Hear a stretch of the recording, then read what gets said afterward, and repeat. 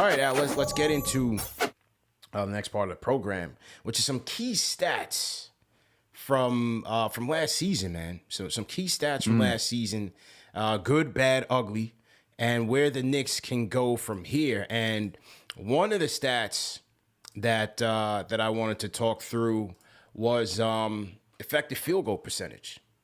You know, it's one that, and what is effective field goal percentage for some people who may not know, right? We look at field goal percentage as a simple calculation of the field goals made over the amount attempted, right? You make 5, you attempt 10, you shot 50% from the field. Simple math. What effective field goal percentage is looking at is it's factoring in threes and weighing threes more heavily than twos. So it's weighing threes by 1.5 times twos. It's a bit more accurate way to tell how good is our shooting tonight. You know, how efficient are we shooting from the field? And the thing is that if you look at a lot of the good teams in the league, the championship caliber teams, even the playoff caliber teams, they all lead the league or at the tops of the league, the top 10, the top 15 in effective field goal percentage. The Knicks found themselves 26th last year, 24th the year before that. Those 2 years are under Tibbs, and then 29th before that.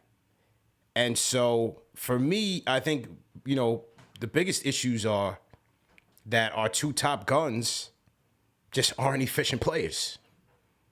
You know, when you look at that stat, you had RJ finished in 12th percentile in effective field goal percentage among his peers. Yet Julius finished in the 3rd percentile. No, not 3rd in the league. The bottom 3. All right. So I think that's a big issue. Because yes, you can get away with not having a high effective field goal percentage if you're doing other things well offensively. We take Memphis, for example. Memphis, while they were in the bottom rung of the league in terms of effective field goal percentage, they're an elite half-court team, elite at points per possession, elite in transition, elite in getting offensive rebounds, so they're getting extra possessions. With the Knicks, it just we just don't have that. So I think that's an important stat that they need to improve upon, and hopefully these additions will help them get there. Now let's take a look at rebounds, Al. Let's take a look at both of these kind of in tandem here. They did finish 4th in the league in total rebounds per game at 46, and 4th in offensive rebounding percentage at 11.5 per game. What were your takeaways there? It's not shocking. This is kind of tied and true of like a Tom Thibodeau-led team. If you look at all Tom Thibodeau-led teams, for the most part, especially going back to Chicago Bulls, they're usually a top 10 rebounding team. You know, they're taught to protect the paint and to make sure you secure the boards. But it also helps when you have someone like Mitchell Robinson, who's good on the offensive glass and just a good rebounder in general. Taj Gibson is a solid rebounder. Julius Randle's a solid rebounder. RJ Barrett is a solid rebounder. So I'm not shocked that the Knicks are able to grab so many boards. Even quickly towards the end of the season, Obi Toppin, they were both getting their fair share on their boards. And Quentin Grimes, you know, coming out of college, that's also what he's known for. So it's not shocking that the Knicks are good at grabbing boards. It's what do you do after you grab the boards that's important, right? Yeah. So you look at them like, oh, it's great that you can grab so many boards, but you're still 26 effective field goal percentage. Sure, you're shooting well from 3, but as you said, you're talking about being in the bottom of the league, shooting 2s. You got to be effective with these shots, getting the 2nd, the 3rd attempts, you know? That's where it comes down to. Yeah, obviously the rebounds are good. It's just a matter of can they convert that into additional offensive opportunities, into additional efficient scoring opportunities. Last in assists per game. 21.9, bro. Last in assists per game. Your thoughts on that? I think we all know what it comes down to. When you don't have a point guard. Yeah. You don't have a point guard who can facilitate, get the guys to rock. And you're relying on Julius Randle to be point forward and Alec Burks to be your, you know, break glass in case of emergency. That Kemba Walker is not going to work out for you. Man, that is a struggle. This is where you're looking forward to having someone like Jalen Brunson on this team. Someone who's able to play off ball, as we saw next to Luka Doncic. Now he comes to the team like the New York Knicks, where they're, you know, even though we're looking at RJ and as of right now is Julius Randle's the 2 guys, you know, your 2 guys who are going to be the offensive hub for this team. Someone like Brunson, who's able to score when in need and find these guys and hopefully put them in position to succeed, we should see this assist rate go up. Yeah, no question. Certainly speaks to the lack of point guard, but just overall a down year in terms of playmaking. You know, you were expecting, or you were hoping that Julius would have maintained what he did in the previous season. I thought he was excellent playmaking for the team 2 years ago. RJ needs to step up in that regard. Fournier had his moments closer to the end of the season when Julius went down. You saw quickly improve. The loss of D Rose. The loss of D Rose certainly factored into that. So, again, depends on what the roster looks like.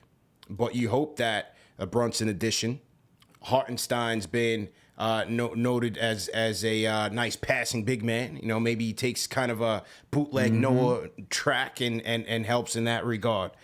Julius taking another step. RJ taking another step is going to be critical. IQ Rose. We'll see what happens, man. But hey, this is an easy one now. 26 in free throw percentage. And we talked about some key offensive stats as to why the Knicks were so terrible offensively. Effective field goal percentage, assists. But if you're not making your attempts at the charity stripe, you're also not going to be a very good offense. We're looking for high efficiency points. And look at Mitch being the number one culprit, 48% from the field. RJ 71, Julius 75. You had Burks was missing bunnies out there. IQ had stepped it up to close the season, but 74% from the charity stripe, man. Not going to get it done for you. 13th in three-point percentage. 13th in three-point percentage at 35.7. They took 10 threes per game. They took 36.9 per game, which was 10th in the league. And they made 13.2, which ranked 9th in the league. So Tibbs, one of his areas of emphasis, remember last year, was to take more threes. They finished in the top 10 in attempts, finished 13th in percentage. If we can knock down our threes, create space for guys that can attack the lane, especially for someone like RJ Barrett, get Julius Randle down on the post, or get a clear lane to the basket. Even guys like Quentin Grimes, who we saw during Summer League, who were able to drive to the hoop. That all helps. So we need that efficient three-point shooting to continue. Last one out, 11th in defensive rating. This one was surprising for me because of the way the season started. The team, I guess, I don't know if we want to completely throw Kemba under the bus. It's not all his fault. I think, defensive rating still incorporates all five guys, but it did improve. And they did improve as the season wore on and finished with a respectable 11th in defensive rating. Again, part of that was the rebounding numbers were good. Their opponent three-point percentage was 5th. Opponent's effective field goal percentage was 6th. Opponent shooting percentage, they were 5th in the league. Opponent shooting percentages, shooting efficiency 7th. Field goals made per game 4th. Field goals attempted 6th. So I did a pretty good job there.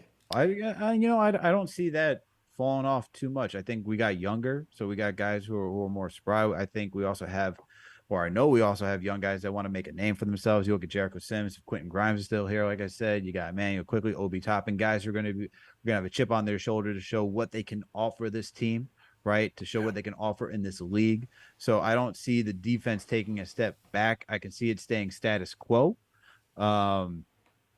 But overall, it's a Tom Thibodeau-led team, man. I don't see, if there's one thing we can probably count on is that defense will be solid. Got it, man. So to everybody in the chat, once again, hit that thumbs up button for you boys. Knicks Weekly presented by Manscaped, CP the Franchise, Alex Ratarza, Stratocaster in the building.